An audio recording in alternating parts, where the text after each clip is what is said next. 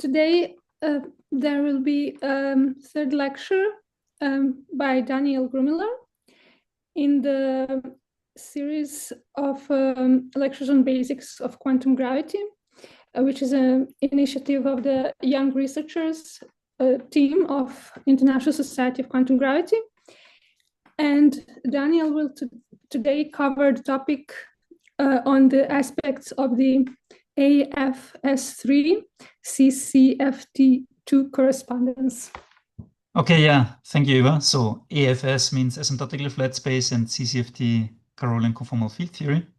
And it's the third of my 3 lectures. So I will take some material from the first 2 lectures. So if you were not there in the first 2 lectures, well, you might watch them afterwards. The lecture today is still self-contained, but I will use some of the results that we've derived in the past couple of lectures. So like in my first 2 lectures, I start with the ChatGPT answer to the question that I'm posing here, namely, why should I care about the AFS3 CCFT2 correspondence? And since ChatGPT might not know what it means, I added in bracket as a clarification that AFS means asymptotically flat space and CCFT Carrollian conformal field theory. So that's the answer it gave. Caring about the AFS CCFT correspondence is justified if you're interested in any of the following: the foundations of holography beyond ADS. I think that's a good point. The structure of quantum gravity in realistic spacetimes. Well, we can debate the word realistic since it's only 3-dimensional. Or the role of ultra-relativistic symmetries in field theory. That's also true. More concretely, it matters for 4 tightly connected reasons. First, it's the cleanest laboratory for holography without ADS. I'm not sure if it's actually the cleanest, but it's a very clean one. So that's at least partly true. So ADS-CFT is powerful, but conceptually artificial because ADS boundary conditions, negative cosmology constant, time-like boundaries are not features of our universe. So that's true. AFS CCFT is the simplest setting in which holography is formulated for asymptotically flat spacetimes where the boundary is null, not time-like. That's true. The asymptotic symmetry group is BMS rather than 0, times 0. That's also true. And the bulk excitations are not confined by cosmology constant. That's also true with the caveat that in pure Einstein gravity, there are not even any bulk excitations, but it's true that if you were to add matter, then with a cosmology constant, with a negative one, they would be confined into a box. ADS puts your system basically into a box, and in flat space, you're outside this box.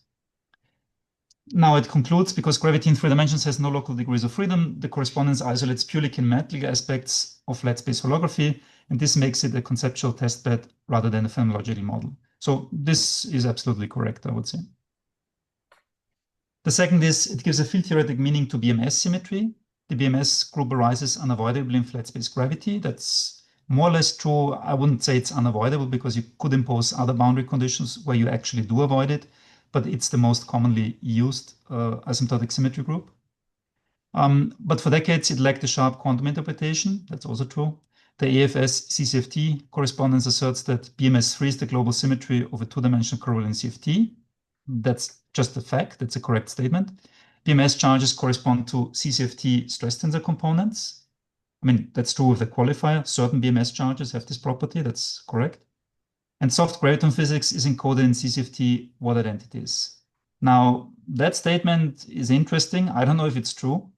It certainly hasn't been shown yet because so far mostly work on 3 dimensions focused on the absence of massless degrees of freedom, and certainly there will be no soft graviton physics in 3 dimensions. So at best you could have soft photon or soft scalar mode physics in 2+1 dimensions. So this last statement you shouldn't take too literally.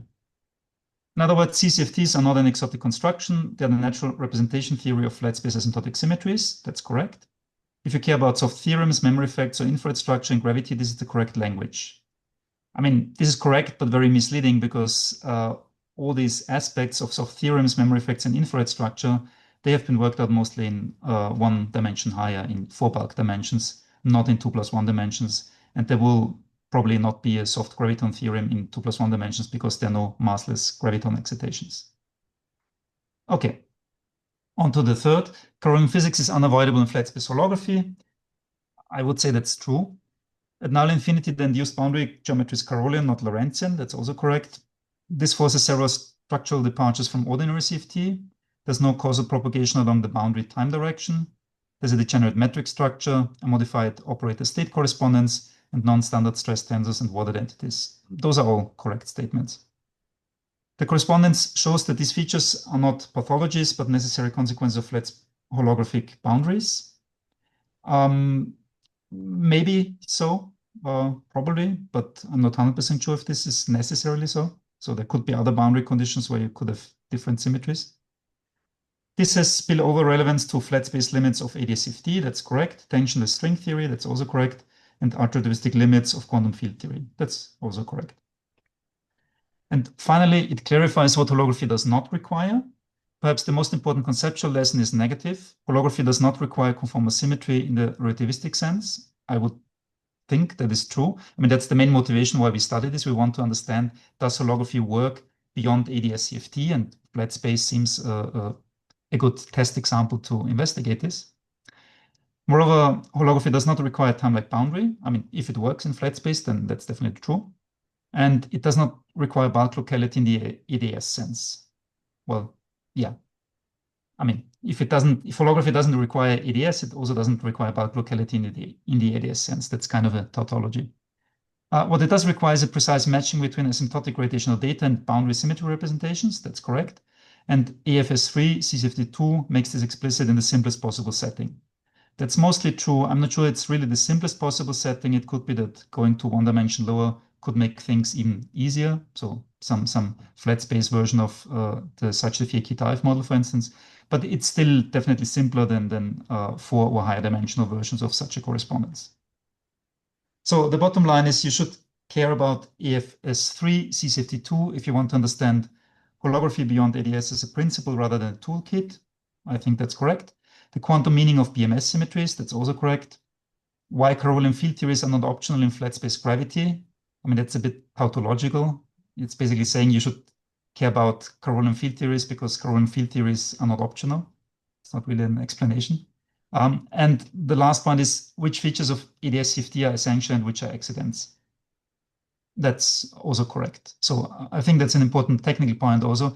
When we do holography, quite often we think secretly about ADS-CFT, and to a large extent that may be true, but some aspects of holography may be more generic, but have a very specific implementation in ADS-CFT that differs from the corresponding implementation in flat space holography, and it's important to work out what are sort of the generic features of holography and what are the ones that are specific to a concrete implementation of holography like ADS-CFT. So the bottom line is this is not primarily about realism of phenomenology. That's true. It's a toy model. It's low dimensional gravity. It is about identifying the irreducible core of holography when the crutches of ADS are removed. It's a bit poetic, but it's not wrong to phrase it that way. All right. So let me now start in earnest. So I start with recalling from the previous lecture the asymptotic symmetries of asymptotically flat spacetimes that we discussed in the second lecture. So I showed you that flat space Einstein gravity with these Banach-compare boundary conditions yields the BMS algebra as asymptotic symmetry algebra, BMS3, which is displayed here. So L are the generator of super rotations. They form a subalgebra, which is a width algebra, so Virasoro algebra with vanishing central charge. And the M generate the super translations, and the indices N and M are integers. They mutually commute, but they don't commute with the super rotations, and the right-hand side has a non-trivial co-cycle in the case of Einstein gravity. And a key observation is that this algebra is isomorphic to the two-dimensional Carrollian conformal algebra with central charges CL equal to 0 and CM is 3 over G that we introduced in previous lectures. Okay, and based on this, the natural conjecture is that CCFT2 is dual to quantum gravity in 3D asymptotically flat space. So the conjectured answer to the question, what is the field theory dual to quantum gravity in 3-dimensional asymptotically flat space, would be it's a 2-dimensional Carrollian conformal field theory in the semi-classical limit with these central charges, CL equal to 0 and CM is 3 over G, where G is Newton's constant. Now, the first concrete proposal of this conjecture came up in this work with Arjun and Stefan already 14 years ago, called flat space chiral gravity. I just alert you to it because it's a somewhat simpler and more manageable Carrollian conformal field theory where CL is non-zero and CM is 0. So this is based not on Einstein gravity, but on conformal gravity. So in some sense, we were cheating a little bit because when CL is non-zero and CM is zero, you get basically a Carroll half of a standard CFT, and then you can use well-known techniques. All right. So what I want to do today is to test this conjecture. And how can we test it? Well, by calculating observables on both sides of the correspondence and see if they match, or if we can propose a dictionary and calculate observables both on the gravity side and on the field theory side. And we will start with thermostates. Relatedly, we will calculate the 0-point function, so just the partition function, and uncover some phase transitions, similar to the Hawking-Page phase transition.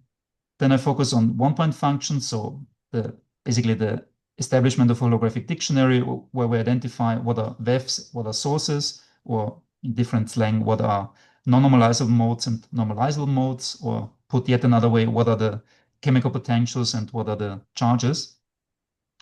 And then I move on to endpoint functions. I will not calculate generic endpoint functions. I will only calculate the endpoint functions for stress tensor correlators, but I will calculate all of them, so all the endpoint functions, and we will see indeed to what extent they match between gravity and field theory side. And then there are numerous other things and calculations that one can do, and some of them have been done. I will mention them in my outlook. So I will make statements on entanglement entropy and its holographic version, on the chaos bound saturation in flat space Einstein gravity and the corresponding field theory dual, the so-called Schwarzen sector and its gravity dual, and some additional comments. But mostly the focus will be on the first couple of points. So we'll not discuss in detail beyond these endpoint functions. And if at any point you have questions, just interrupt me and feel free to ask them. All right. So let's start with thermostates. Thermostates, first of all, they exist. That's already maybe not obvious because there's a statement that in 3D Einstein gravity you don't have black holes, and that's the correct statement. Nevertheless, there are thermostates, which are not black holes. And these thermostates show a characteristic Carrollian flat band structure. So if you remember the first lecture, in the Carroll limit, the light cone closes up. That's in position space. So that means in momentum space, it opens up. And this structure is known in condensed matter physics as a flat band. So this is a dispersion relation where, to leading approximation, the energy becomes independent from the momentum. That's what flat band means. And you can see what happens in the state space. On the left side, I have the state space in 3D Einstein gravity with negative cosmology constant. If you're familiar with this, I'm sure you have seen it. If not, well, I'm plotting mass versus angular momentum. And I've colored all the allowed states. So the red lines, these are the extremal BTZ black holes. So when the BPS bound is saturated, that in this case, mass equals to the absolute value of angular momentum. And in this region that looks like a forward light cone, you have the allowed states corresponding to non-extremal BTZ. And then there is a mass gap set by the value of the central charge. And below here, there's a single point that is also an allowed solution, and that's global ADS3. And this state space is mirrored on the CFT side. So there you also have a vacuum state, the sort of SL2 invariant, SL2 plus SL2 invariant vacuum. Then you have a gap, and then you have excited states. And on the gravity side, these BTZ black holes, long ago, they were a big surprise because everybody knew that there was only ADS as a possible solution locally. So these BTZ black holes are regular orbifolds of ADS3. And if you take the flat space limit, meaning you send the ADS radius to infinity, these BTZ black holes turn into these flat space cosmologies. And even though they are non-trivial globally, they are also locally Minkowski. So they are also regular orbifolds of Minkowski space. And the state space has this flat band structure, meaning this red line here corresponds to the red line here. And the allowed states are above the red line. So any positive mass and any angular momentum is allowed. And the Penrose diagram of the states is drawn here. So it's a cosmological space-time. And the regular patch is either this future patch or this past patch. This dashed line here is a Killing horizon, but it's not a black hole horizon, it's a cosmological horizon. And the zigzag line corresponds to the onset of regions where you have closed null curves. So you have a singularity in the causal structure, similar to what you get in PTZ. And in fact, if you know how the global structure of PTZ looks like, you can obtain the FSC global structure as a limit from the PTZ global structure when you take the limit where you send the outer horizon to infinity. So these asymptotic boundaries here, scri plus and scri minus, they are the former outer horizon of PTZ. And the horizon that remains here is what used to be the inner horizon of PTZ. So in some sense, you're doing inner horizon physics when you take this limit, but the inner horizon is the only one that remains after having taken such a limit. And I'll show you this in more detail at the level of the metric. Yeah, in fact, let's do this now. So this is the PTZ metric very explicitly. I've written it maybe a bit awkwardly in terms of the charges, M and J, so mass and angular momentum. L is the ADS radius, phi is, the angle on the celestial one sphere, it's 2 pi periodic, T is the time, and R is the radial coordinate. And for R to infinity, you have asymptotically ADS behavior, and moreover, these solutions are locally ADS, even though it doesn't look like it at first glance. And mass and angular momentum are related to the horizon radii are plus and are minus in this way. So the mass is just the sum of the squares divided by some factor, and the angular momentum the product. And the rescaling that we do is we rescale the outer horizon R plus by the ADS radius L. So R plus goes into L times R plus hat. And then we keep R plus hat finite as we set L to infinity. So the original horizon radius tends to infinity. That's why the outer horizon becomes now the asymptotic boundary. And the inner horizon is kept, and okay, for notational reason, I just call it R naught, but it's really at the same place as the original R minus. And then we send L to infinity, and what you get, well, you can just look at this. You just drop all terms that have a 1 over L factor after you have rescaled R plus by a factor L. And you can see if you rescale R plus by a factor L, the mass remains finite because you have an R squared here, so R squared over L squared remains finite. And also J remains finite because you have only a single power of R plus and only a single power of L here, and R minus remains finite. So that limit is a limit where both mass and momentum can remain finite. Okay, the limiting metric that you get when you insert L to infinity is this one, and this is Lorentzian flat space cosmology, where now a bit confusingly, what used to be the time coordinate becomes actually a spatial coordinate. It's still called T, but that's a bit misleading. That's just because, the outer part of the space-time is now what used to be the region between the two PTZ horizons. That's why the roles of space and time are interchanged. And time, the role of time is played by the coordinate called R. Phi is still the angle. And you still have a killing horizon at R is equal to R naught, which is this cosmological horizon. And since I want to discuss thermodynamics, let me also briefly address how to, go to the Euclidean version of the spacetime. So we wick rotate, T goes to I tau. That's one of several independent possibilities how to achieve this. It's a bit unusual because we're sort of wick rotating the spatial coordinate here. But we also analytically continue R plus to R plus head into minus I times R.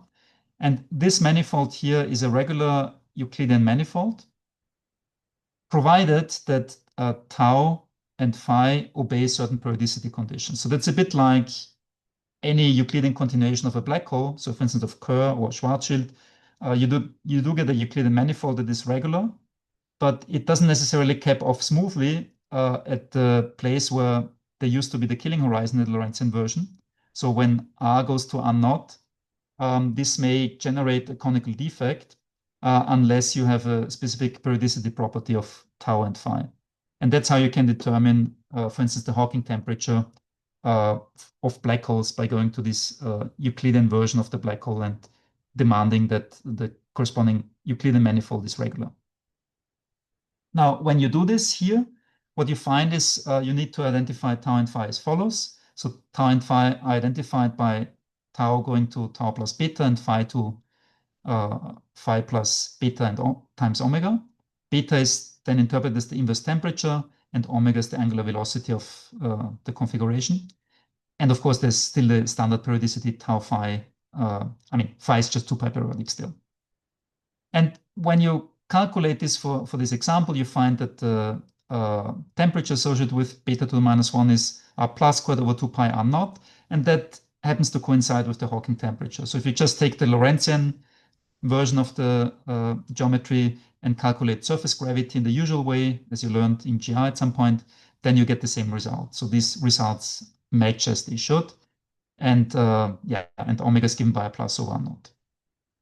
Okay, so the main message here is there are thermal states on the gravity side, and they correspond to regular solutions, to regular orbifolds, which are locally flat, but globally they're not flat in the sense, well, globally they're non-trivial in the sense that they have a cosmological horizon.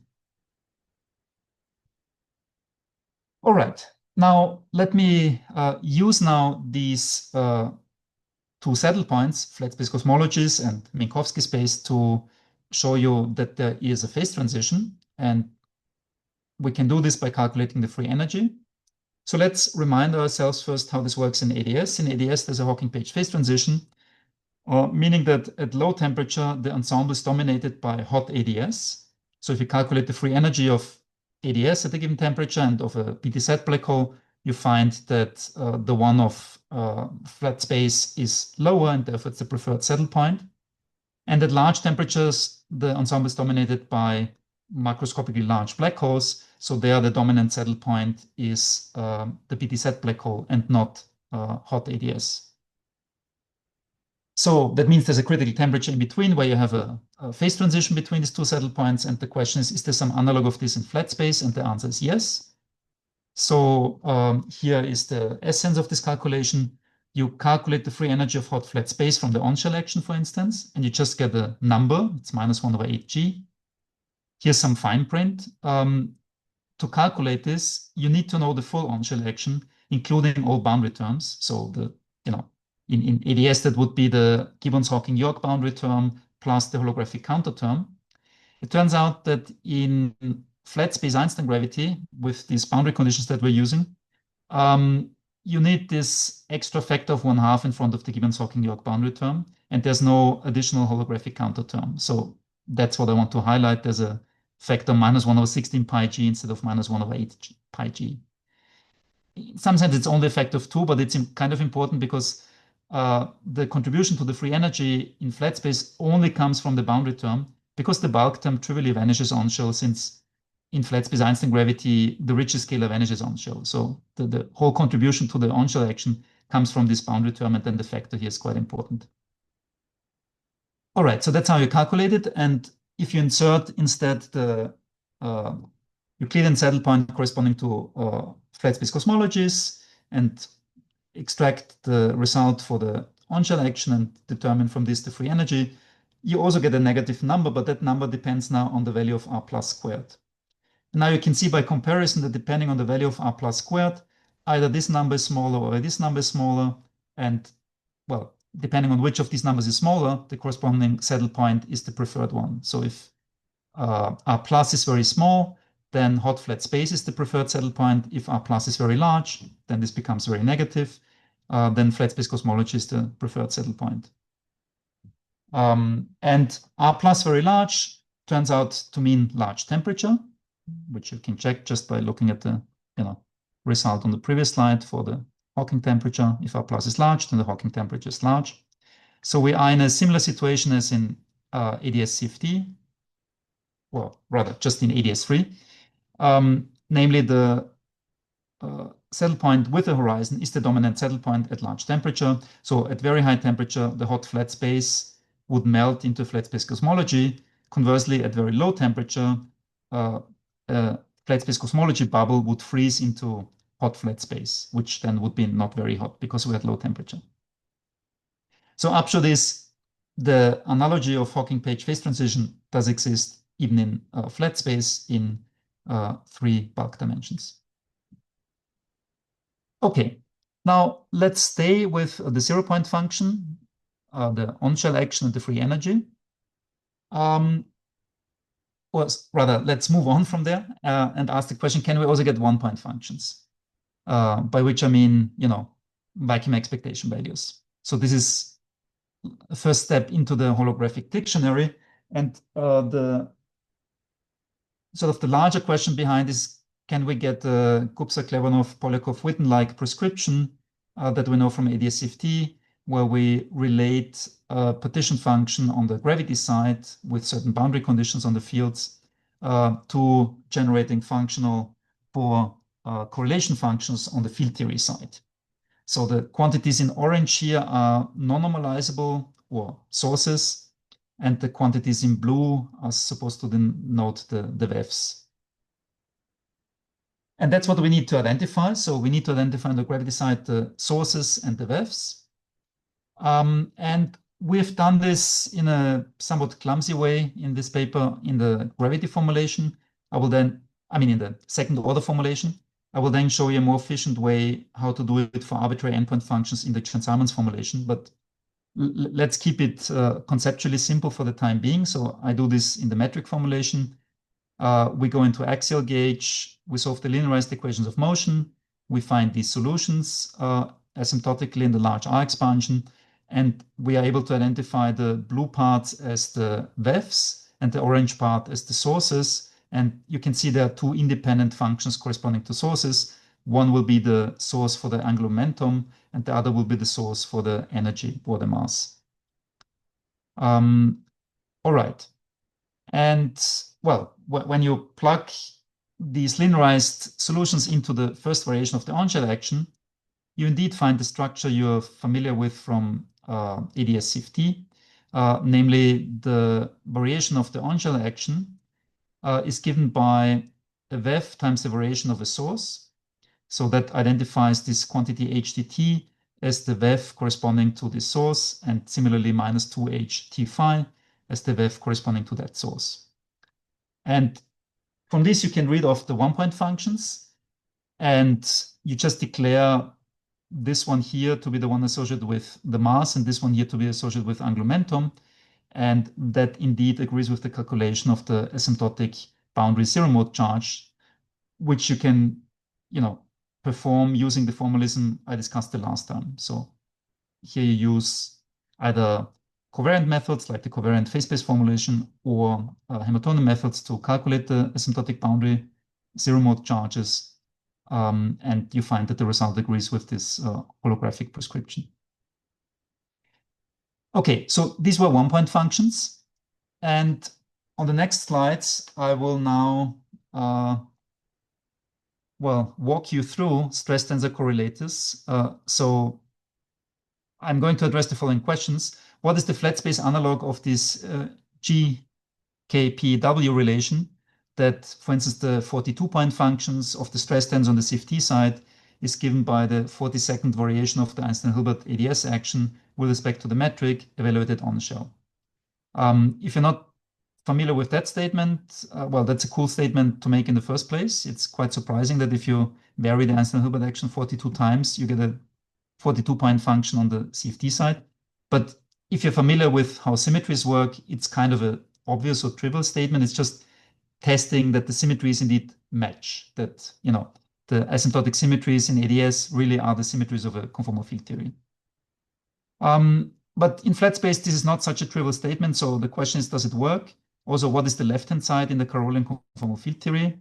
Is there a shortcut to the right-hand side other than varying the Einstein-Hilbert action 42 times? I promise you, if you have tried to vary the Einstein-Hilbert action even 3 times, you will beg for some release of a different method than calculating yet another variation, because it gets exponentially lengthy.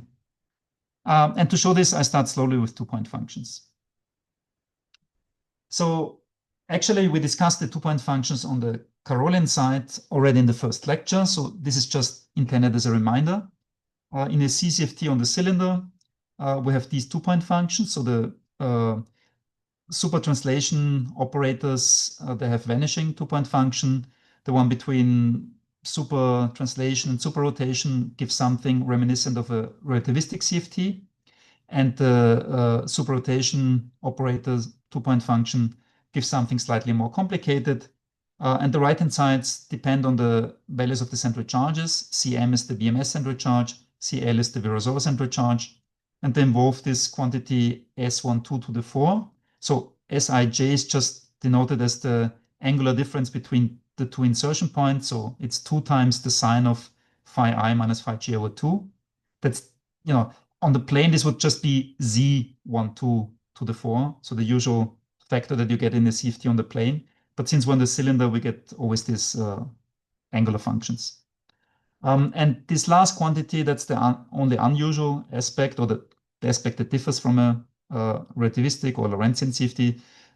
This tau ij is linear in the time difference. So this is the Carrollian time, and it's decorated by this angular function depending on the angle difference. And the other reminder is that these operators M and N are the CCFT analog of the stress tensor on the cylinder. So M, as I mentioned, is composite of the super translation modes shifted by the BMS central charge, and N depends on the super rotation modes and also has an admixture of these MNs and is shifted by the Virasoro central charge. And the conservation equations, which are the CCFT water identities, are that dum is equal to 0 and dun is d phi m. And we're going to exploit these water identities, so keep that in mind. As I mentioned in my previous lectures, in particular the first one, this is the CCFT analog of the holomorphic and anti-holomorphic conservation equations of the Virasoro stress tensor. All right, so how do we do such a calculation on the gravity side? Well, since I want to avoid varying the action more than once, if possible, we do not calculate the second variation of the action. Instead, we calculate the first variation of the action on a non-trivial background. And the advantage of this is that we can iterate this procedure to higher endpoint functions, and in this way get all the higher endpoint functions to any order we like. And if you're not familiar with this procedure, it's actually a well-known one that can be applied also to ADS-CFT. So I summarized first how this works in the ADS case, in case you're unfamiliar with it, assuming that you know at least a little bit about ADS-CFT. And even if you don't, okay, then you will see how this method works. It's an efficient way of deriving two-point functions of the stress tensor in an ADS-free CFT2 context.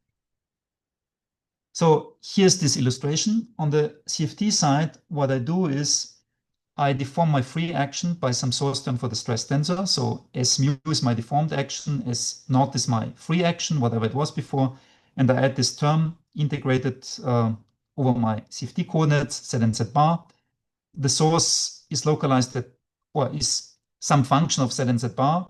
And here I'm just using the holomorphic flux component of the stress tensor T of Z. Of course, you can do something analogous for the anti-holomorphic one, but I'm not writing down everything twice. So let's focus on one holomorphic sector. And then we localize the source at the point where we want to insert one of our stress tensor operators. So I localize this at some point Z2 and Z2 bar. And as a bookkeeping parameter, I decorate this by epsilon, indicating that I want to keep terms just linear in epsilon. And the key observation is now that the one-point function in this vacuum of the new theory, so T1 in the vacuum defined by this theory, you can expand this because, well, you can expand the action, you can expand this term here, and you keep just terms linear in epsilon. So then it's just the same one-point function, but in the original vacuum, which is easy to calculate, plus epsilon times T1, T2 in the original vacuum. So calculating the one-point function in mu vacuum secretly calculates for you the two-point function in the original vacuum, plus higher order terms that you don't care about. And on the gravity side, well, this has been known since the mid-80s at least. There's a nice review of how this works in detail in this paper by Bañados and Carroll from 2004. So what you do is you use the Chern-Simons formulation of 3D Einstein gravity, the formulation in terms of SL2 connections.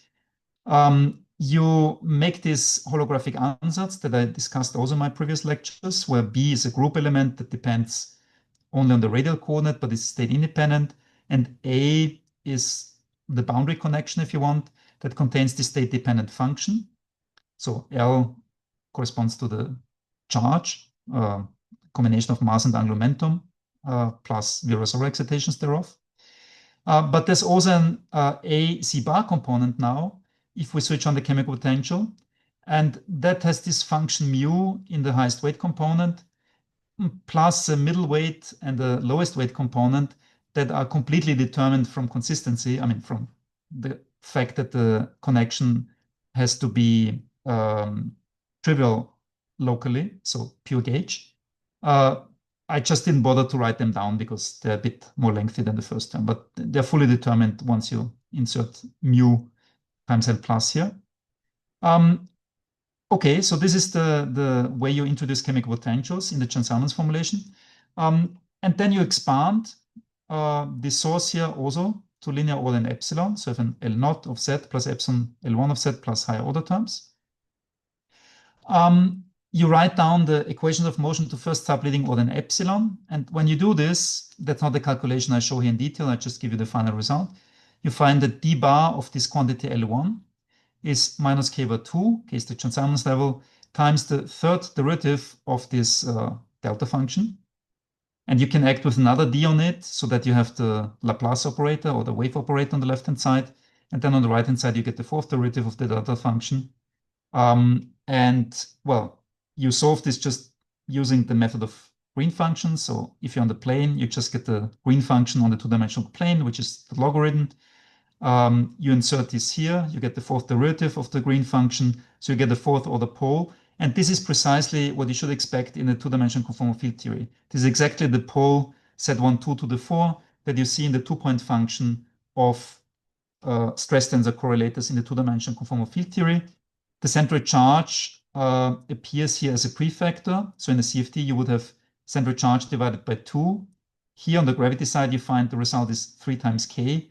So you get not just the correct CFT two-point function on the plane, you also can derive from this what is the value of the central charge, namely 6k, and that agrees with the Brown-Renaud central charge. And okay, as a last step, you can generalize this to the cylinder, which is straightforward because you just use the method of images to get the green function on the cylinder from the plane. And that's how you get this sine function instead of Z to the 4. Okay, so this is the method applied to ADS CFT. And now I want to apply this to flat space Einstein gravity in the Chern-Simons formulation.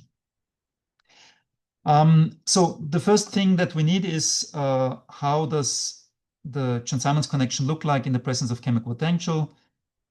This was worked out 12 years ago with Mira Gary, Max Riegler, and Jan Rossell. And then you proceed by analogy to what I just described. So you localize the chemical potentials. Now we have 2 of them, one associated with the source of angular momentum and the other with the source of mass. It's a bit like in ADS-CFT. There you have the holomorphic and the anti-holomorphic source. And again, we localize it at the insertion point where we want to calculate the correlation function. Then we expand around Minkowski space. So the mass is the value it has in Minkowski space, which is minus k over 2, plus some linearized perturbation. And the angular momentum is also the value in Minkowski space, which is 0, plus some linearized perturbation. Then you write down the equation of motion to first subleading order in these parameters epsilon. These are again bookkeeping parameters. You get equations that are a bit different, but somewhat similar to what we had in ADS3. So we again get delta functions and some derivatives acting on them. We solve this with the green function in the cylinder, and this is what we get.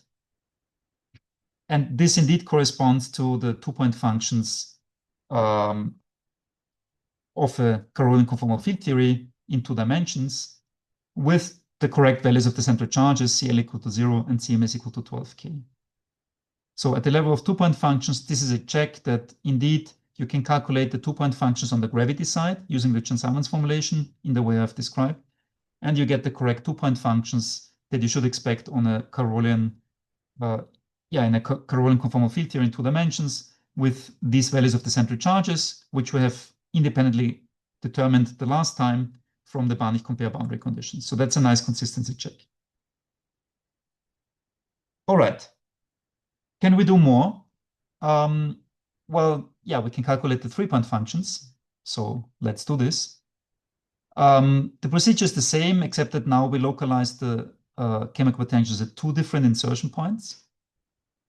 we iteratively solve the equations of motion. It gets increasingly lengthy, but it's still not too terrible. And at the end, you find that the result on the gravity side matches the CCFT2 result precisely, again with the correct values of the central charges. So you get now this, well, multiple poles here in these 3-point functions, and the only two 3-point functions that are non-zero are the ones where you have either one supertranslation insertion or zero supertranslation insertion. So as soon as you have two or more supertranslations, the corresponding 2-point function vanishes, and that's also what happens on the field theory side.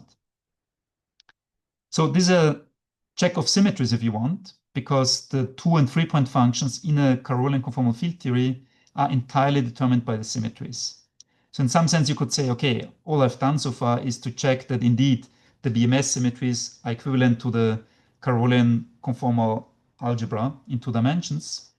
And you would be right. That's what the check does. It checks that you haven't misidentified your asymptotic symmetries and your symmetries of your Carrollian conformal field theory. But you can do more. You can check 4-point functions. And 4-point functions, you may know this from relativistic CFTs, they are no longer universal, meaning their structure is not fully determined just from conformal symmetry.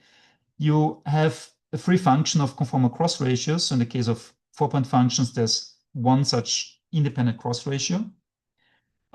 Nevertheless, the 4-point function of stress tensor in a CFT is completely determined. So the arbitrary function of these cross ratios is not arbitrary, it has a specific form. And you can then check, okay, can you reproduce this on the gravity side? So this is a bit more than just a check based on symmetries, because the 4-point function is not just constrained by symmetries.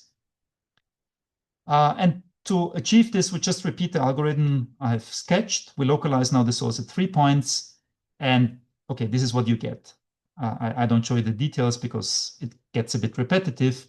And the main message is here the result. So what you find on the gravity side is these two non-vanishing 4-point functions.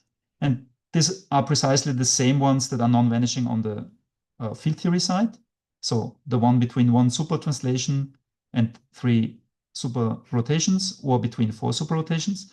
And the right-hand side now looks a bit more complicated. It involves in particular this function G4 of gamma, which is this arbitrary function of the conformal cross ratios. So gamma is this conformal cross ratio, S12, S34, divided by S13, S24. And this function is not arbitrary in this case. I mean, it has to have this specific form because these are not arbitrary operators. These are stress tensor correlation functions. So for that, this cross ratio function is known and has the simple form. It's just gamma minus 1 plus 1 over gamma. And the main message is that on the gravity side, we precisely reproduce these results. So this is what you get from the calculation on the gravity side, but it coincides precisely with the field theory calculation. And this quantity delta 4 is a bit more complicated. It involves these additional combinations of differences between time. So it's a not completely trivial structure, including all these factors. So it's somewhat gratifying that this is precisely reproduced on the gravity side, and it matches the field theory side. And I should say that there's no freedom here, because all these quantities, Cm and Cl, they're determined by the 2-point correlators already. So there's no free parameter you can adjust to make these correlation functions match. They either do or they don't, and it turns out that they do match. All right. So let's move on to the 5-point functions. It's a further check of consistency of flat space holography, and I promised these are the last new explicit correlators that I'm showing you today. So you can repeat this algorithm. You can localize the source at 4 points. I guess one reason why I'm fond of these 5-point functions is because the denominator is somewhat simple. It's just a product of all the Sij combinations that you can think of. And the only difference to the 4-point function is that this function of conformal cross ratios now depends on 2 independent conformal cross ratios. So there's a second one, zeta, defined here that can enter. And again, it has a very explicit form, not too complicated, but also not completely trivial. And also delta 5 has some very explicit form. And the key message is that the gravity side, again, yields precisely the same result. So at this point, you start getting bored and say, okay, but what if I want to calculate the 6-point function? I don't want to repeat this algorithm. It gets a bit messy. It's better than varying the action 6 times, but I still don't want to insert sources at 5 points and then keep track of all the epsilons and so on. So is there not a more clever way to do this? And of course, the answer is yes. So there's a smarter check of all the endpoint functions, basically by complete induction. So what you have to do is you just calculate the 2-point function, and then you prove the induction step that if you have calculated the n-1 point function, you get an endpoint function, and it obeys the right recursion relation that is compatible with the Carroll conformal word identities. And if you can prove this, then you have shown that all the endpoint functions have to match. And that's indeed what you can do. So just to be a bit more explicit, what we need the Carrollian conformal field theory analog of the Belavin-Polyakov homological recursion relations. So this is a statement for standard CFT in 2 dimensions. And that allows you to relate the endpoint function of stress tensor, so the endpoint stress tensor correlator, to the n-1 point functions on which you act with this differential operator, and then you sum over all combinations. So this is a well-known result, and you can use it to extract the endpoint function from the n-1 point function. Now, after small derivation, we find that in a Carrollian conformal field theory, this is the analog of these recursion relations. So the first one looks very similar. I mean, in fact, it looks almost identical, except that on the left-hand side, instead of having T1 to Tn, I have one super translation insertion and n-1 super rotations. And that's related to the corresponding n-1 point function of the same type, where you act indeed with exactly the same differential operator as in the CFT case, and then you sum over all possibilities. So again, this allows you to determine the endpoint function from the n-1 point function. And the endpoint function of the just the superrotation operators, that is determined from corresponding n-1 point functions of the type above. I'm assuming here that Cm is non-zero, so that this quantity is well defined. So yeah, again, you can determine this completely from lower point functions. And well, the key observation whose details I will not share here is that you can derive the same recursion relations on the gravity side. So on the gravity side, you can show that if you localize the sources n times instead of n-1 times, that you precisely reproduce these recursion relations. And thereby, you have proved by complete induction that since the 2-point functions match, and since these induction steps work, all the higher endpoint functions also must match. So in some sense, the explicit checks that we did for the 3-point functions, 4-point functions, 5-point functions, they were superfluous. They already follow from this induction step. So let me summarize this part here. So the Einstein-Hilbert action, first of all, has a well-defined rational principle that is consistent with flat space boundary conditions, but requires 1/2 of the Gibbons-Hawking-York boundary term. That was important to get the right free energy. And once you have this 0-point function, you can show that there is a phase transition reminiscent of the Hawking page, So it's a Hawking page-like phase transition between hot flat space and flat space cosmologies. High temperature flat space cosmologies dominate. At low temperatures, hot flat space dominates the ensemble. The 1-point function show consistency with the canonical charges and lead to the first entries in the holographic dictionary. The 2-point functions are consistent with the ones of a Carrollian CFT with the right values of the central charges. So Cl is equal to 0 and Cm is 12K, which translates into 3/G Newton. And indeed, the 42nd variation of the Einstein-Hilbert action leads to the 42-point CCFT correlators. And the same is true actually for all endpoint functions, of course. So all endpoint correlators of a Carrollian CFT are reproduced precisely on the gravity side, and we showed this by explicitly calculating 2-point functions and also 3 and 4 and 5, and then proving recursion relations. So this is a first, but I think crucial consistency check that 3D flat space holography can work. So because, at any step, this in principle could have failed, and if it had failed, we would have known that it's incorrect that the dual field theory is a Carrollian conformal field theory. Since the check worked, well, that doesn't prove the conjecture, but at least, the proof is compatible with the conjecture that there is a dual Carrollian conformal field theory to flat space Einstein gravity. And in the last 10 minutes or so, I want to give you an outlook on other checks. And, if you want me to elaborate on any of these checks, feel free to, ask questions or ask for more details. So the first check that I list here is cardiology, by which I mean deriving a Cardi-like formula. So deriving a result for the entropy of thermal states in a Carrollian conformal field theory, given some conditions on the spectrum. And this is the result. So the entropy of thermal states with m naught eigenvalue xi and L naught eigenvalue delta, and in a CCFT with central charges CL and CM, is given by this expression. So it's 2 pi times CL over 24, square root of 24 xi over CM, plus delta over square root of 24 xi over CM. And in the case when CM vanishes, which is a bit tricky here because this seems to blow up and this as well, but okay, I'm not telling you at the moment how to take this limit, but I'm just telling you what the result will be. The result will be that the last term drops out and only this term remains. And this then looks like a Carroll version of the Cardi formula, which makes sense because then you only have Virasoro. But if the first term vanishes, which is what happens for Einstein gravity, CL is equal to 0, then only the second term remains, and then CM is non-zero, so this term is well defined. And this is a Cardi-like formula, but it's conceptually and structurally different from the usual Cardi formula. The usual Cardi formula would tell you that the entropy scales like the square root of the energy, which is xi here. But this BMS Cardi formula tells you that the entropy scales like, well, the angular momentum divided by the square root of the energy. So it's a slightly different form of it's not really the Cardi formula, but it's in the same spirit.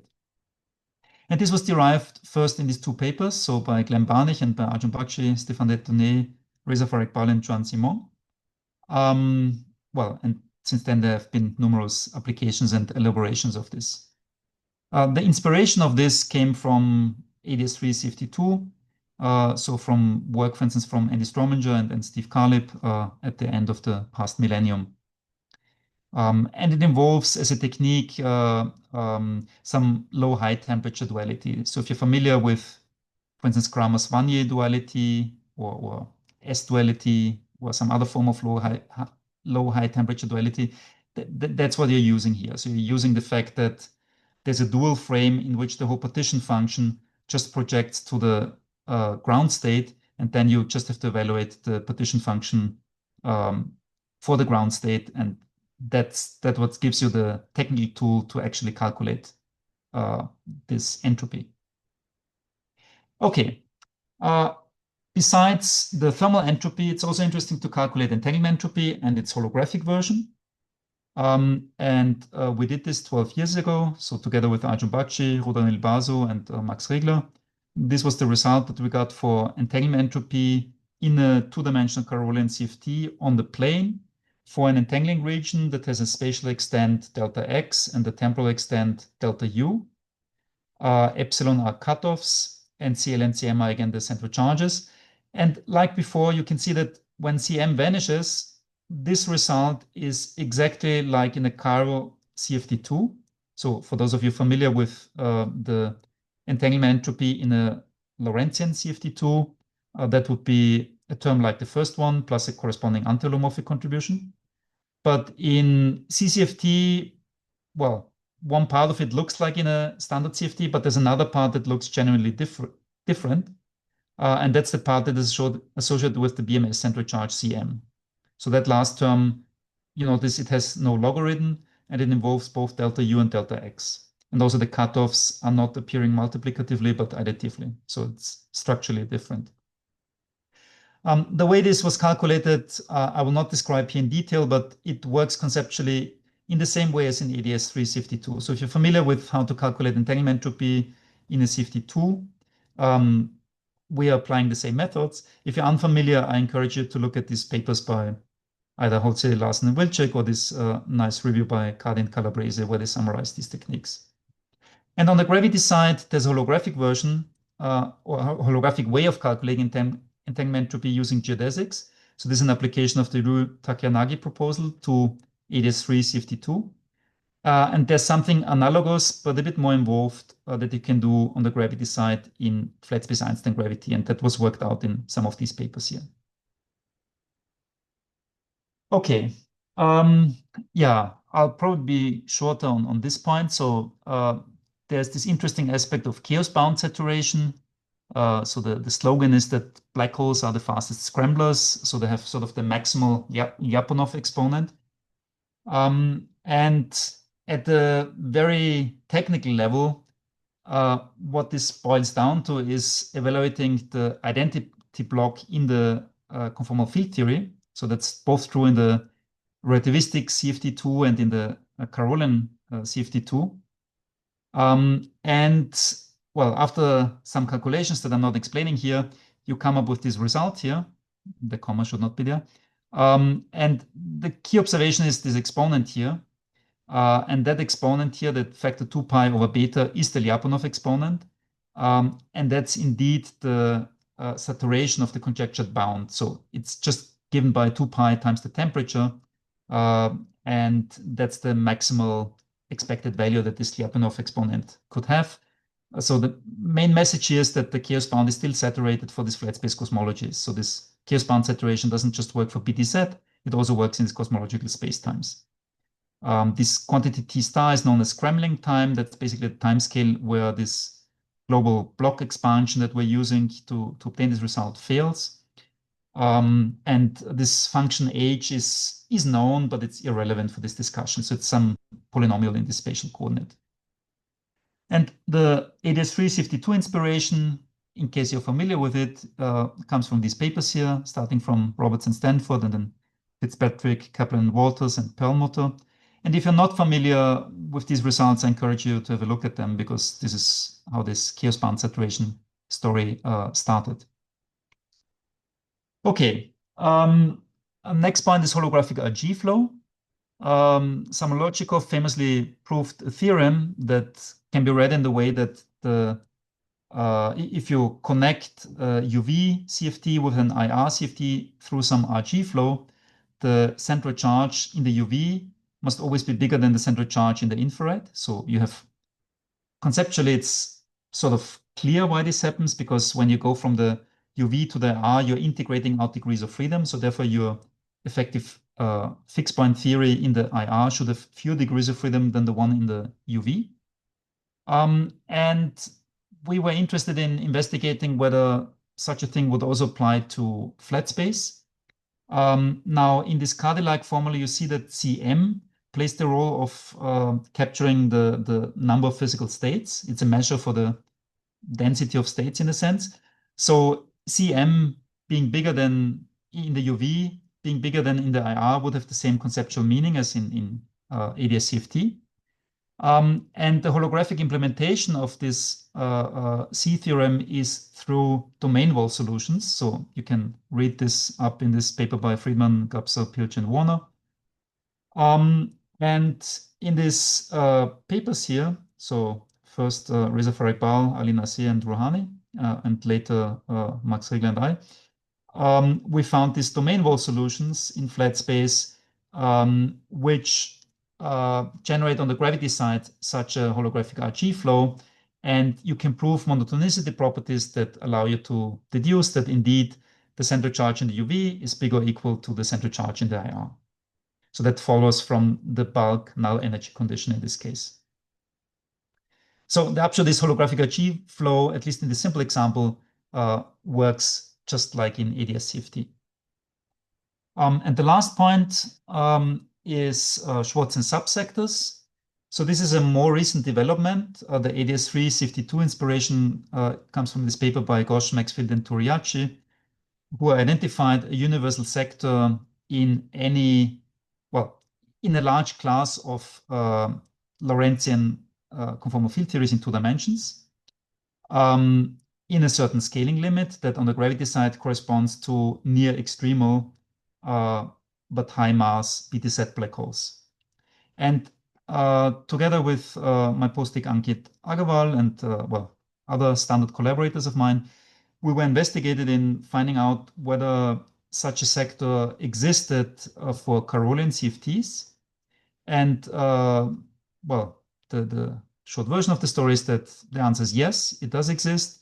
There's a Schwarzian-like partition function that you get in a peculiar limit where the inverse temperature goes to -infinity, so the temperature goes to 0, but from below, and the angular rotation parameter also goes to 0. And in that result, the partition function has this universal form that is reminiscent of a Schwarzian partition function, in case you're familiar with them. If you're not familiar, well, then you have to believe me, or you look at the literature that this is indeed a Schwarzian type of partition function.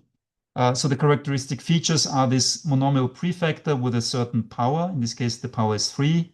3 is 6/2. The 6 refers to the 6 zero-mode generators you have in the Carrollian conformal algebra. So the 6 generators that are blind to the central charge. And then you have this exponential term with particular behavior as a function of theta and of the central charges. And there's also a gravity interpretation of this, but if you care about that, then just ask me in the Q&A session that will start in a minute. Other than that, what can I conclude and what can you take away from this? Is it possible to just take any ADS CFT calculation and take the ADS radius to infinity? And if that's the case, why haven't people written more than 21,000 papers on this subject by just taking all the ADS CFT papers and setting the cosmology constant to 0 in them? Well, the problem is that this doesn't always work like a charm. The limit is often subtle, and it's not difficult to understand why. You're sending something to infinity, but you don't know if the quantity A is the one that you want to consider, or A times L, or A divided by L. And unless you figure out how you should rescale your observables with powers of L, you don't know what is the right limit. And it's not automatically the case that something going to finite is the right limit. For some observers, it's correct that they go to 0.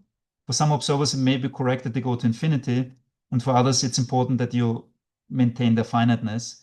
So while you can often exploit the limit and start with ADS CFT results and extract an AFS CCFT limit from them, more often than not, this is not how these results were discovered, and people quite often work intrinsically in flat space. And that applies to several of these developments here. So intrinsic work is often easier than trying to derive results from a limit, even when such a limit exists.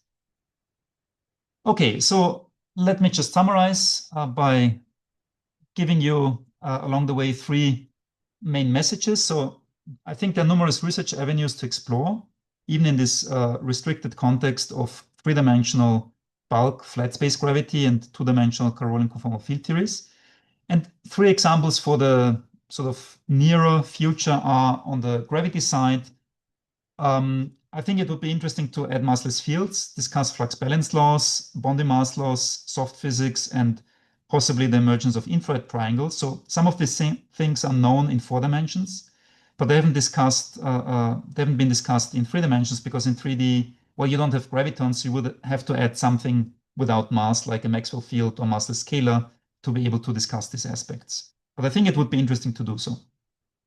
Now, on the field theory side, it would be interesting to construct families of Carrollian conformal field theories with, in principle, arbitrary value of the central charges, and preferably with large values of the central charges. So our aim should eventually be to come up with holographic Carrollian conformal field theory. So far, all the checks that I've told you are just based on the fact that there might be some Carrollian conformal field theory. So we just relied on their existence. We relied on the values of the central charges and on the fact that they have the right symmetries, but we didn't use any detailed information about this Carrollian conformal field theory.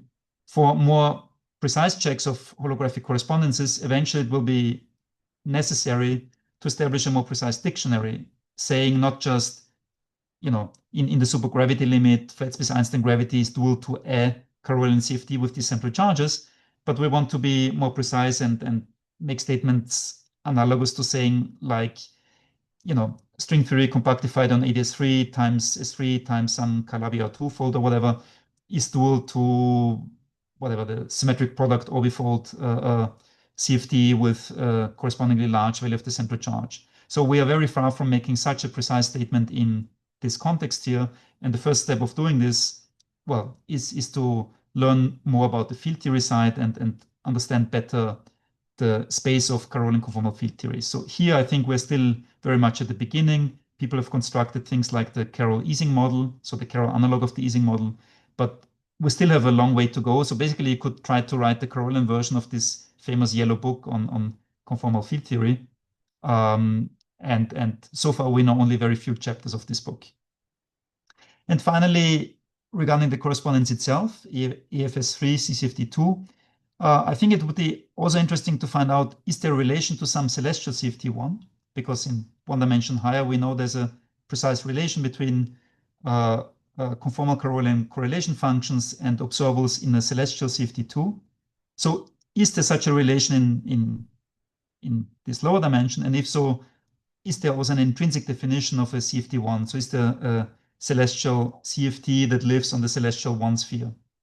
And I think these are all interesting research questions that can be probably addressed with current techniques, but they haven't been addressed so far. So I think they're, would be interesting avenues to pursue. So I'll stop here and take questions. Thank you very much. Thank you, Daniel. So we can open the question session. So let's see, do we have questions from the audience? Please feel free to unmute yourself and ask.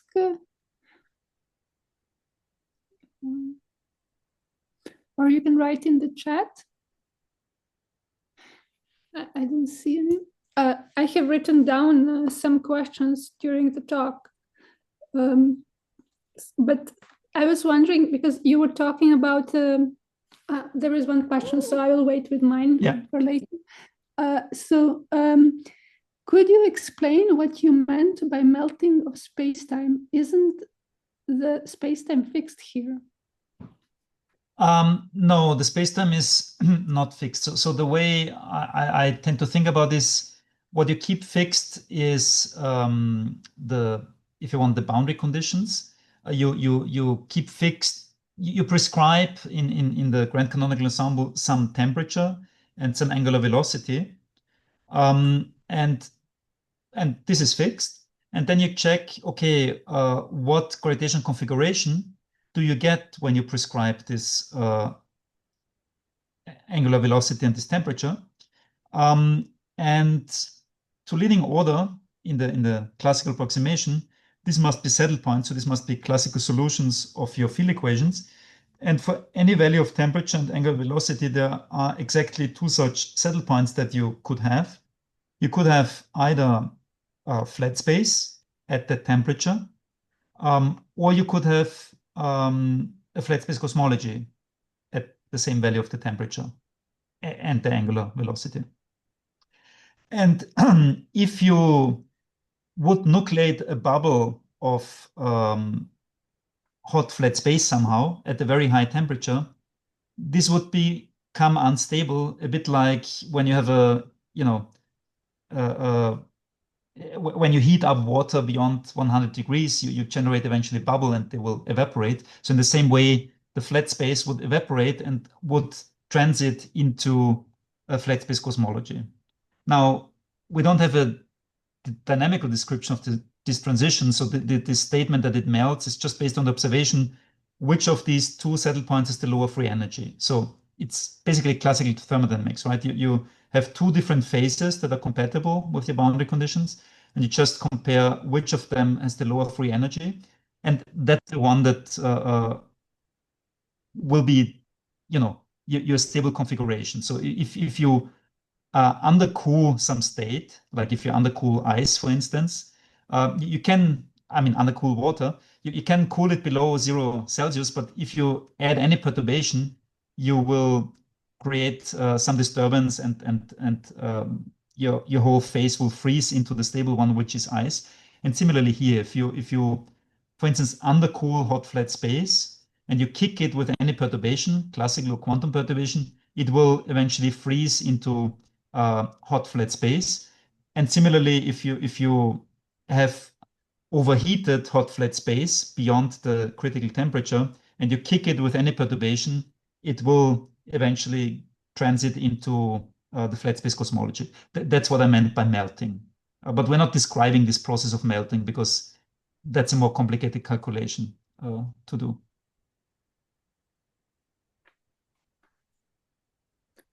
Thank you. Do we have some further questions?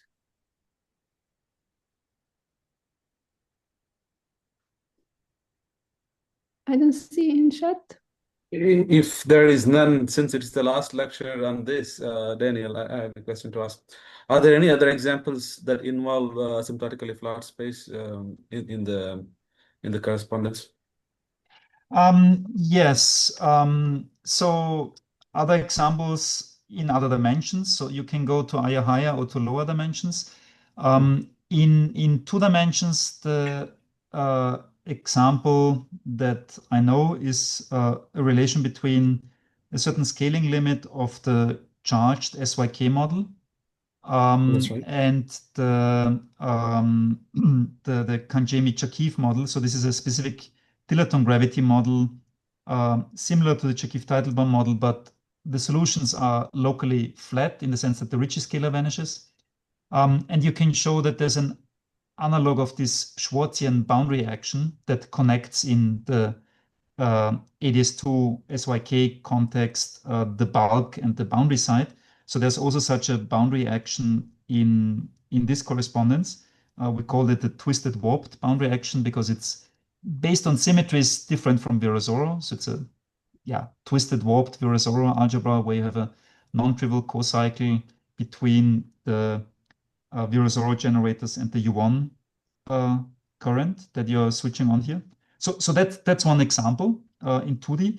And in 4D, I mean, I would say less is known. In particular, there's not much that is known about thermal states and black holes in a holographic context in 4 dimensions. But people have managed to relate at least S-matrix data, not just phrase it into celestial CFD language, but also phrase it into a language of Carrollian conformal field theories. So the simple observation, I guess, well, in retrospect is simple. I'm not saying it was simple to uncover this, is that in position space, the S-matrix elements are manifestly Carrollian conformal correlators of so-called electric type. So they involve delta-like localizations. So there's a clear Carrollian structure that you see, but there's no concrete proposal for a Carrollian field theory in 3 dimensions that would be dual to 4-dimensional flat space Einstein gravity. So there we're, I would say, even further away from nailing down what is the dual field theory precisely than in this 3D, 2D correspondence that I've been talking about today. But even there, we're not that far, right? I can't tell you what precisely is the Carrollian CFT2. I'm just basing these checks on the hope that eventually there will be one that does the job. But yeah, I don't know. I mean, we only have one classical example of a Carrollian CFT that has the right central charges so that it would correspond to Einstein gravity. That is this Liouville type of boundary action that I mentioned in my previous lecture, found by Glenn Barnich together with Andy Gombrov and Hernan Gonzalez more than a decade ago. But this is only a classical, Carrollian CFT, and I would say there's still a lot of work to do even in the context of 3 bulk dimensions. And if I may add one more remark on 4D, so what makes it technically and conceptually more complicated than the situations discussed so far is that this Carrollian conformal field theory, in some sense, is a bit like an open system. I mean, ultimately, it may be not open because there's at least bulk unitarity and the S matrix is supposed to be unitary. But what I mean is, if you picture your Carrollian CFT living on all of scry, so on scry plus and scry minus, then the part corresponding to scry plus will be open in the sense that stuff leaks in all the time, and the part corresponding to scry minus will be open in the sense that stuff leaks out all the time. And the bulk unitarity is just a statement that everything that leaks out in the lower part of the cylinder must leak into the upper part of the cylinder, because in the end, everything that you scatter and that leaves scry minus eventually either stays in the bulk or hits scry plus. But that makes it, yeah, both technically and conceptually more difficult than this cleaner situation that we described, where we don't have massless fields. But I think it's good to go away from this situation. So that's why I suggest to add massless fields in 3D asymptotic flat space, so that you have the same conceptual and technical issues to deal with as in one higher dimension. Thank you, Daniel.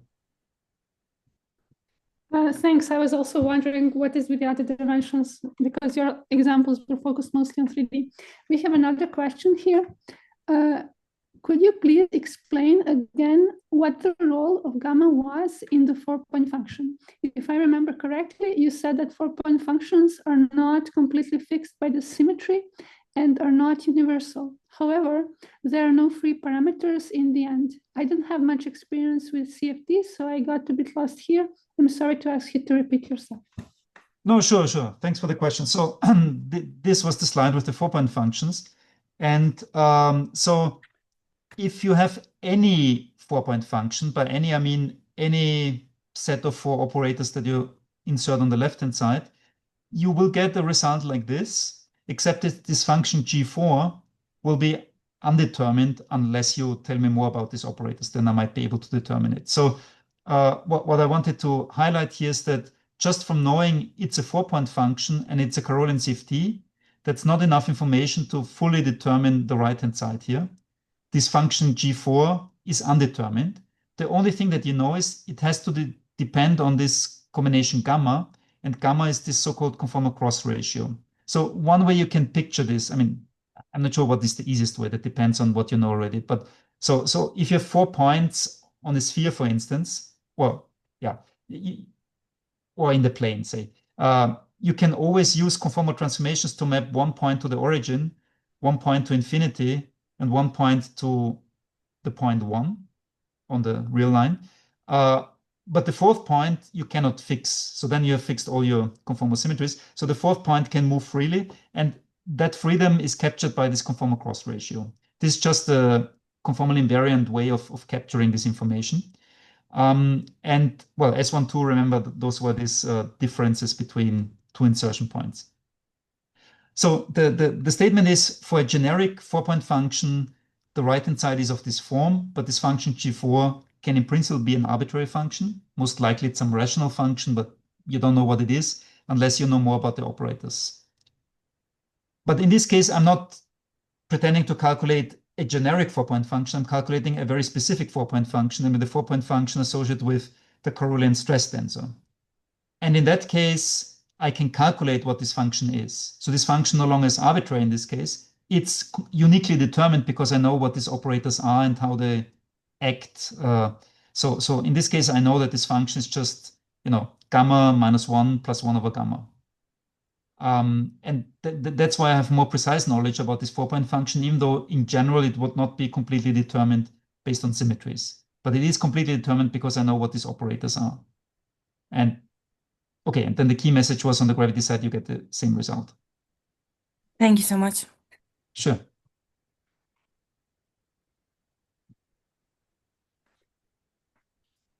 Thank you. I was wondering also, maybe this is a bit general. You mentioned Carroll Ising model. I was wondering if maybe is this something that people looked at experimentally as well, or? I don't know. So yeah, no, I don't know. There are some applications of Carrollian field theories in unexpected corners of physics where you might not expect them, like shallow water waves, for instance, so very mechanical application of them. there are more expected applications like flat band structures in condensed matter physics, because that's sort of what literally happens, right? I mentioned this today already. When the light cone collapses in position space, it opens up in momentum space. So when you have flat bands, to a good approximation, you can use Carroll field theories to describe them. But the Carroll Ising model specifically, as far as I know, has not featured in such descriptions. Yeah, I don't know if there's some. I don't know yet what is a good physical system that precisely realizes the Carroll Ising model. But that doesn't mean that there isn't such a model. So it's I think it's good to look out for these Carroll symmetries in physical system, because once you've internalized it and once you've seen the Carroll symmetries, you cannot unsee them, and then suddenly you discover them at the most unexpected places.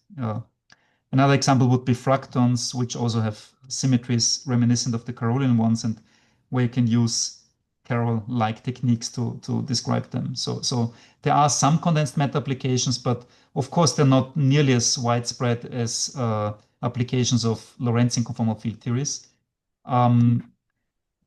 That I think is at least in part due to the fact that we just, as a community, start to explore these possibilities. I mean, Carroll hasn't been very popular until about 6 years ago or so. So it's only now that people think about or realize what Carroll symmetries are, and that they're not, a complete waste of time, basically. And once you have them internalized, it's easier to spot them, and I'm sure people will find more applications. But yeah, again, I don't know a precise application of the Carroll Ising model yet. Okay. So this is something that experimentalists need to look into.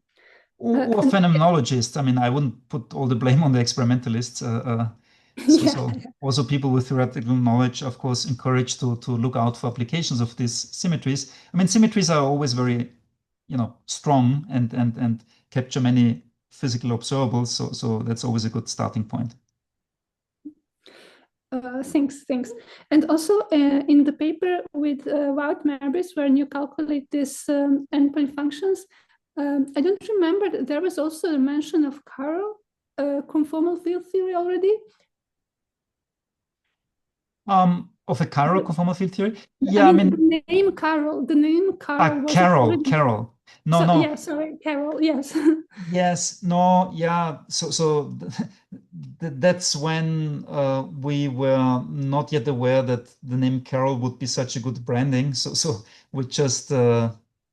I mean, we knew it was the we referred to it, I think, as ultra-relativistic limit, and Arjun in the very early work, even though we knew already it was an ultra-relativistic limit, liked to refer to it as Galilean conformal field theories, just because they're isomorphic, and he had earlier work on Galilean conformal field theories that he felt loyal to. But it was a bit of a misnomer, because even though it's correct that in 2D, Carrollian CFTs are isomorphic algebraically to Galilean CFTs. The physics is still quite different, because you're basically exchanging time and space. And so the reference that was made in some of the early work, calling them Galilean CFTs, I think was a bit misleading, even though it was not technically incorrect. I see. Okay, thank you, Daniel. There is another question. Some comments on the relation to celestial holography. Yeah, okay. So, I mean, okay, I made some comments, but I can make more. So, in the context of today, in the context of EFS3 CCFT2, the only comment I can make is that, well, we first have to establish some aspects of celestial CFT1. There's very little, next to nothing, that has been done on this, even though, in principle, it could have been done, I guess, a decade ago, when Andy was starting this business in 4 dimensions. So you still have a celestial sphere. It's just a one sphere. You can still have scattering of massless states. Of course, you have to first address the first point. So you have to add massless fields. You no longer have massless gravitons, so you cannot use graviton scattering to test your ideas, but you can use scattering of photons or of massless scalar fields or whatever other massless fields you want to add. And then I think it would be interesting to establish a relationship between this celestial CFT1 and what we know about Carrollian CFT2. So in particular, if you establish a dictionary between S-matrix elements and some celestial CFT1, can you again translate this data into Carrollian correlation functions? Is it again true that these Carrollian correlation functions will be of electric type? I think these are all interesting questions, but they haven't been answered yet. And in one dimension higher, I mean, I can point you to two groups of papers. So this relation between celestial and Carrollian approaches to flat space holography in 4 bulk dimensions, that was pioneered in 2 independent groups. So one by Arjun Bakshi and collaborators, and the other by former members of my group, so by Laura Donnet, Adrien Fiorucci, Yannick Gerfrey, and Romero Ruzziconi. And they've been pursuing this correspondence or relationship between celestial correlators and Carrollian conformal correlators. Yeah, and you can just look at their papers if you care about the details of this correspondence. Thank you. But in their case, they go from 4D to 2D. So I understand that there can be scattering, but you mentioned here also that in CFT1 to look at the scattering matrix, but then in the 3D you would have to add some kind of mass. You can't use Chern-Simons model, right? Yeah. Not mass, but you have to add fields. You have to add massless fields because you want to have some states that are ingoing from scry minus and outgoing on scry plus, so that you have an S matrix for massless states. And of course, Chern-Simons no longer would be sufficient. I mean, you have to add physical degrees of freedom. That's the whole point. So you lose some of the powerful techniques that I've been using in deriving the results that I showed today. But coupling Chern-Simons to matter sometimes still allows you to keep some of the pleasant properties of Chern-Simons. And even if not, well, you can at least mimic some of the calculations done in higher dimensions, like calculating things perturbatively on a flat background. And then you don't need the Chern-Simons formulation. You can do perturbation theory on a globally flat background. So those calculations will be complementary. Eventually, it would be nice to combine everything to learn something about both thermal states and scattering states. I haven't put this on one of the research avenues to explore because I think it's a bit further in the future. But eventually, this will be, of course, nice. We would like to understand black holes and scattering together because, in the end, what we call a black hole is like a huge S matrix, right? We create a black hole through some infalling quantum states, then we have a very long-lived intermediate state, and eventually Hawking evaporates and produces, I don't know, 10 to the 80 outgoing particles. So at the end of the day, a black hole might be a huge S matrix, but we somehow have to tame this because, calculating an S matrix with 10 to the 80 outer legs is, well, it is at least beyond my capabilities. So I'm not sure if that's the best way of approaching it. So for sure, there would be some approximation you still have to make. And it's still very unclear, at least to me, how this will play out on the field theory side. I have some guesses, but I don't have anything precise what to expect. I can just say it seems that the S matrix description prefers the electric sector of a Carrollian CFT, and the thermal states that we described, they always sort of prefer the magnetic sector of a Carroll CFT. So maybe the Carrollian CFT that captures everything has to involve both electric and magnetic sectors, and they have to talk to each other in some way. But this is just a speculation, so I don't really know what's happening when you combine thermal states and scattering. Okay, thank you. Interesting. So if there is no more questions, Then let's thank Daniel for this thorough overview.